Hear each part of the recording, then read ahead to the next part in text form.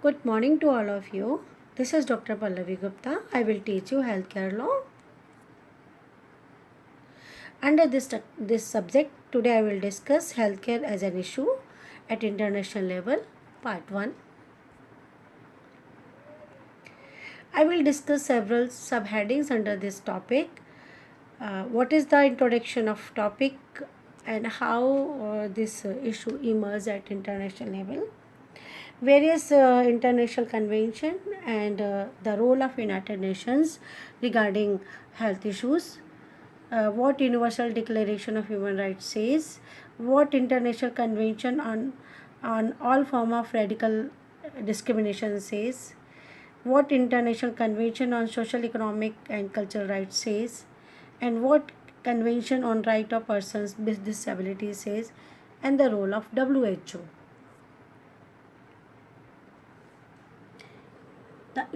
Regarding introduction of topic, I will discuss how this topic healthcare issue has been taken up by United Nations. The United Nations, since its inception 1946, has been actively involved in promoting and protecting health worldwide, because number of the countries are member of this agency, or we can say United Nations. So it was the responsibility of United Nations to look after the health issues in various countries. It was decided in the General Assembly. United Nations Declaration on Human Rights, that is known as the Universal Declaration of Human Rights. Article 25 says that United Nations grants the right to a standard of living adequate for the health and well-being of humans, including food, clothing, housing, and mental care and necessary social services, and the right to security in the event of unemployment, sickness, disability, widowhood, old age, or other lack of livelihood in circumstances beyond human control. Motherhood and childhood are entitled to special care and assistance. All children, whether born in or out of wedlock, enjoy the same social protection, meaning thereby the United Nations declared a Declaration on Human Rights in 1948. It ensures healthcare issue at international level being a right to health.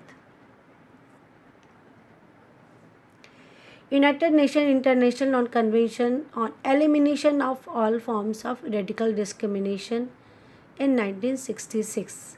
This convention was organized.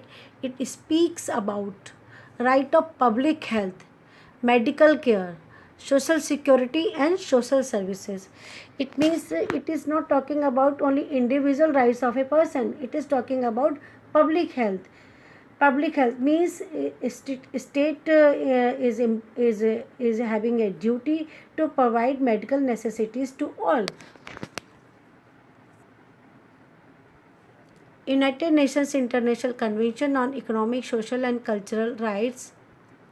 This convention was held in 1966. Article 12 of this convention says that the state recognizes the right of everyone to the enjoyment of the highest attainable standard of physical and mental health. This time it is included the physical health and mental health, and the steps to be taken to achieve the full realization of this rights. These steps are the provision for the reduction of the stillbirth rate and of the infant mortality and for the healthy development of a child, the improvement of all aspects of environment and industrial hygiene, the prevention, treatment and control of endemic, occupational and other diseases, and the creation of conditions which assure to all medical services and medical attention in the event of sickness. So these are the four steps which are necessary to be included for the full realization of the rights of the person to health, for physical health and mental health. United Nations Convention on Right of Person with Disability. This convention was held in 2006, and it was held all the party who are signatory to this conventions are having a duty to provide right to mental health to all disabled persons. WHO, World Health Organization, which was constituted on 7th April 1948, and that day we are celebrated as World Health Day also. It is also advocated primary health care strategy in 1978 for achieving the health for all by year 2020 or 2000. The WHO says that enjoyment of the highest attainable standard of health is one of the fundamental right of every person. The right to health for all people means that everyone should have access to all the health services they need when and where they need them without suffering financial hardship, meaning thereby first WHO recognized right to health as a fundamental right and imposed on the duty to on the state to provide necessary medical services to all whenever they need. They should not feel any financial hardship regarding this.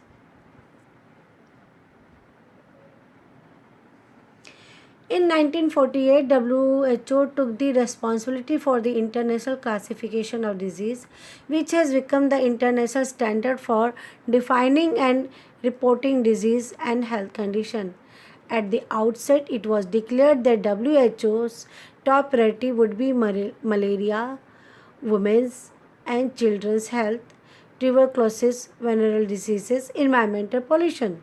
Many of these remains on WHO agenda today also.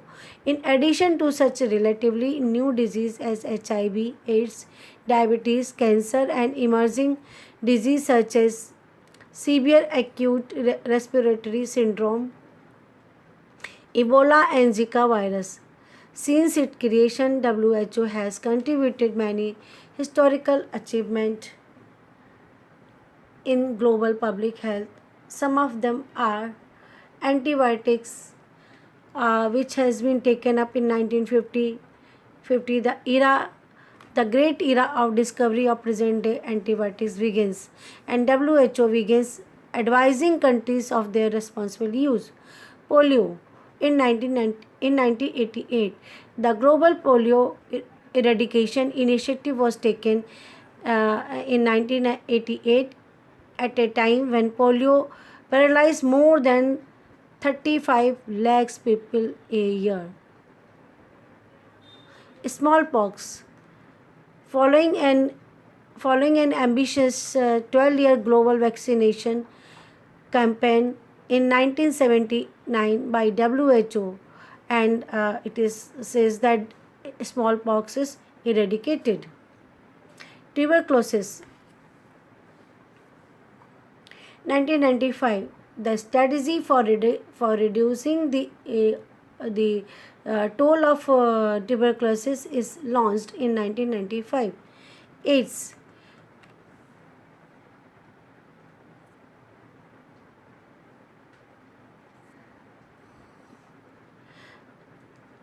AIDS, tuberculosis, and malaria. The Global Fund of Fight AIDS, tuberculosis, and malaria, a new partnership and funding mechanism initiated in 2001 by WHO. It is created in collaboration with other United Nations agencies and major donors. Child mortality. The number of children who die before their fifth birthday declined below 10 million for the first time in recent history, and it was recorded in 2006. Heart disease, diabetic, cancer.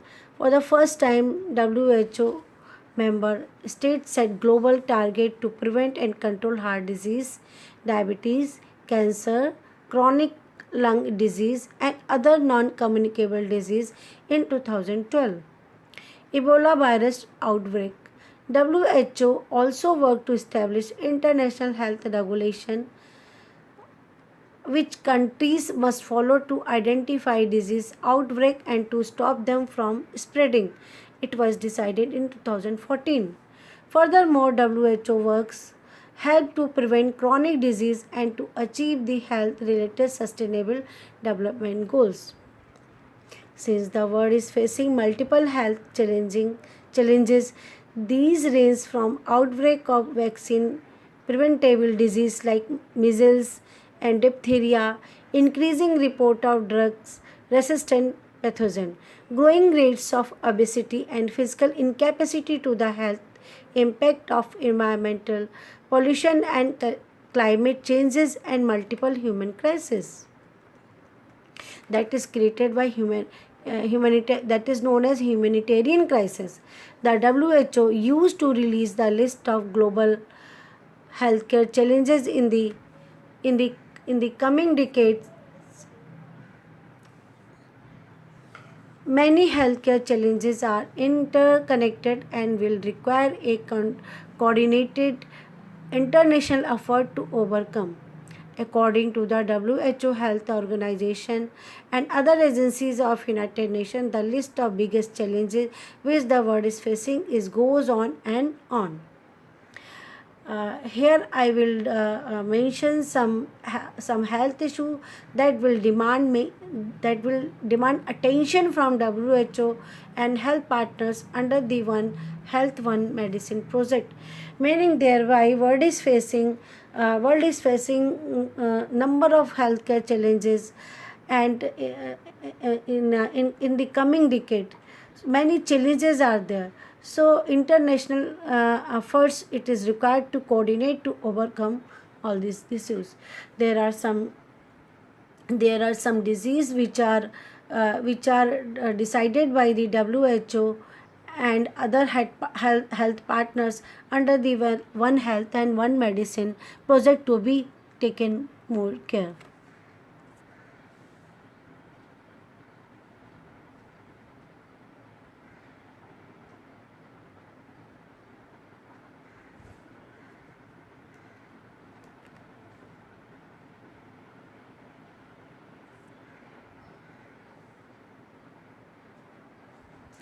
That is non-communicable disease. Heart disease, stroke, cancer, diabetes, including obesity related illness, hypertension and mental illness. These are non-communicable disease known as NCDs accounted for 70% of all deaths and disability worldwide. They can be attributed to genetic, psychological, environment, and behavioral factors. Education plays a role in the prevention of NCDs, helping population understand and change lifestyle factors such as poor diets, inactivity, tobacco use, or alcohol consumption, but there is also a correlation between income level and the prevalence of NCDs. Nearly three quarters of NCDs related deaths worldwide occur in low and middle income countries. Reducing the number of NCDs globally mean reducing the factor that disappropriately arises in lower income communities. In the coming decade, countries will need resilient health system and a strong health workforce to meet these challenges. The mental health. Dementia is not a part of aging. It can be caused by disease, reactions to medicines, visions and hearing problem, infections, nutritional imbalance, diabetes and renal failure. There are many forms of dementia including Alzheimer's disease and some can be temporary. The most common late in life mental health condition is depression. If left untreated, depression in the elderly can lead to suicide.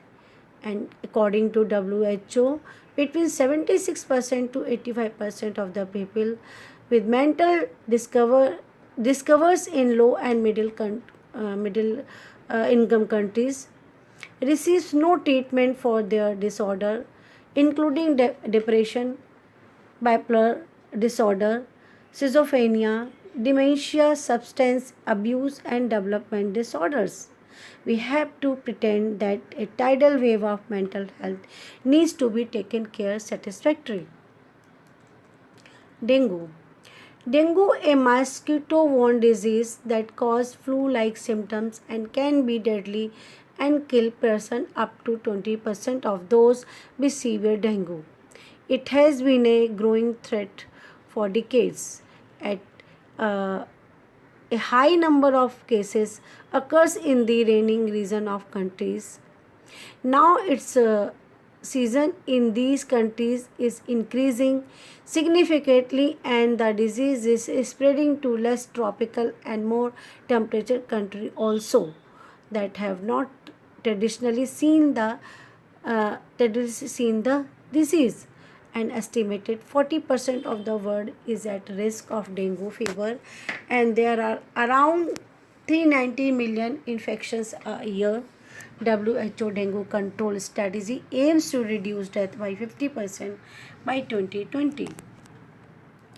Ebola and other high threat pathogens.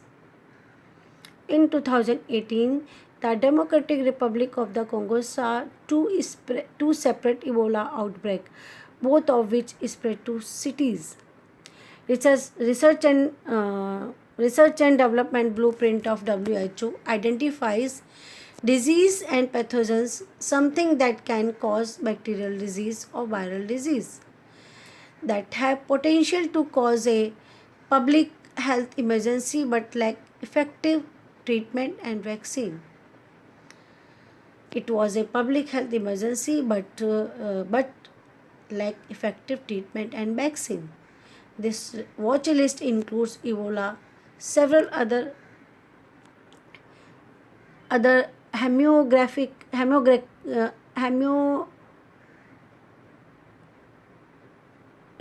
fevers, Zika,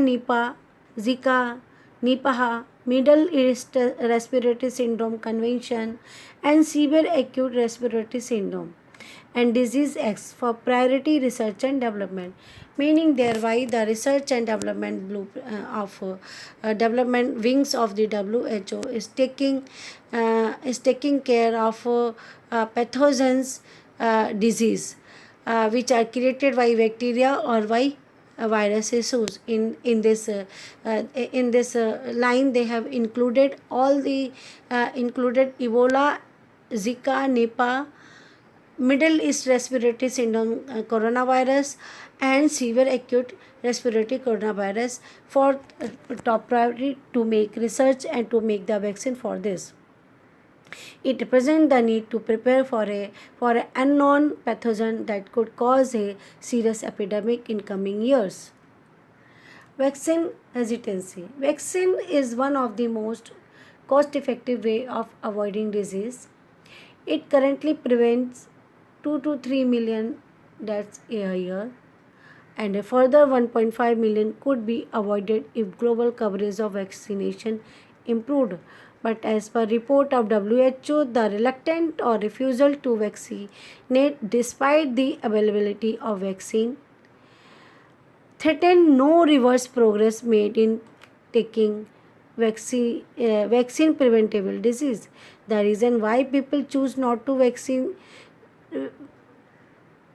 is a complex. A vaccine advisory group to WHO identify complacency, inconvenience in accessing vaccine, and lack of confidence are key reasons underlying hesitancy. Thereby people are hesitant to take the vaccination. Health workers, especially those in communities, remain the most trusted advisor and influencer of vaccination decision, and they must be supported to provide trusted, credible information on vaccine. WHO has focuses to strengthen the primary health care in countries with the support of its partner under the project Health Care for All.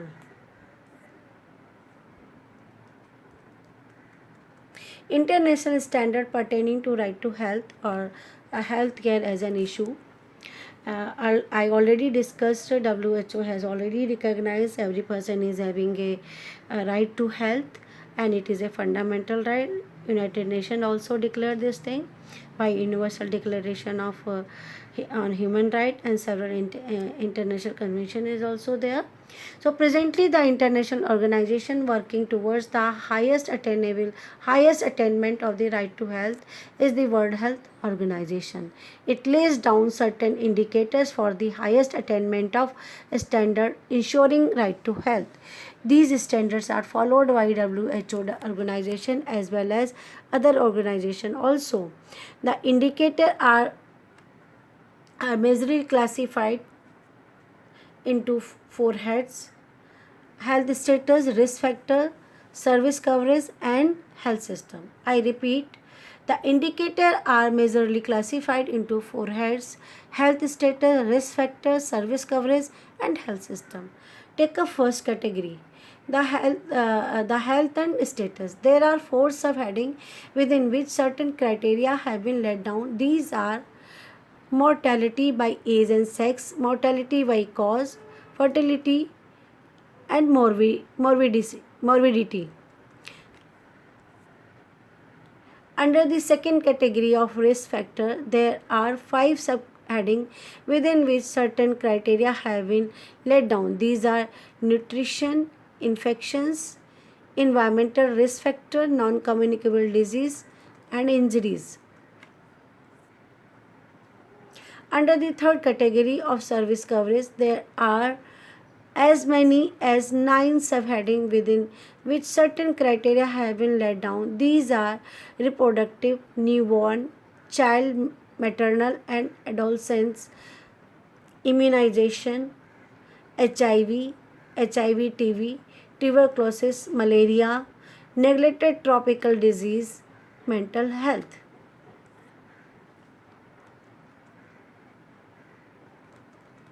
Under the fourth category of health system, there are six subheadings within which certain criteria have been laid down. These are quality and safety of care, access to health services, health workforce, health financing, and health security.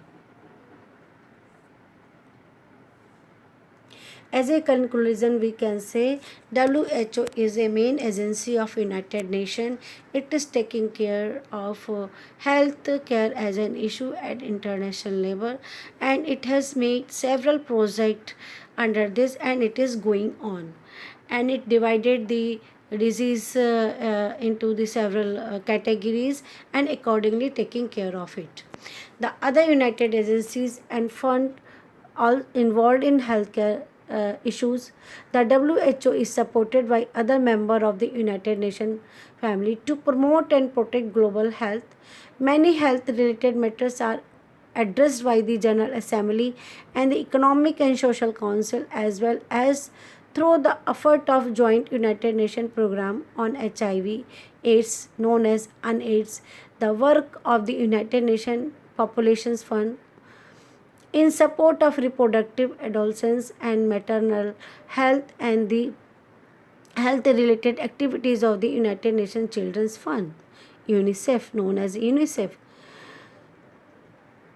United Nations observance relating to the healthcare as an issue.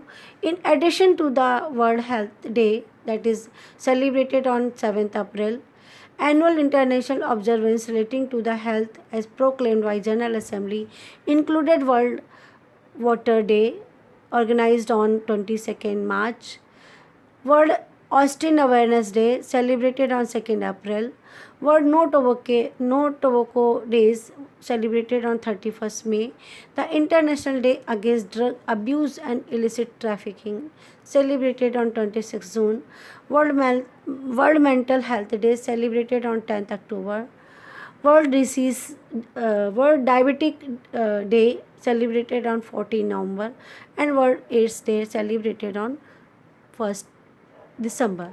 So, meaning thereby that United Nations is more concerned about the healthcare as an issue, or right of health as a person of a person. Now, the new topic is WHO Vision 2020 regarding health issue at international. Thank you. Thank you very much.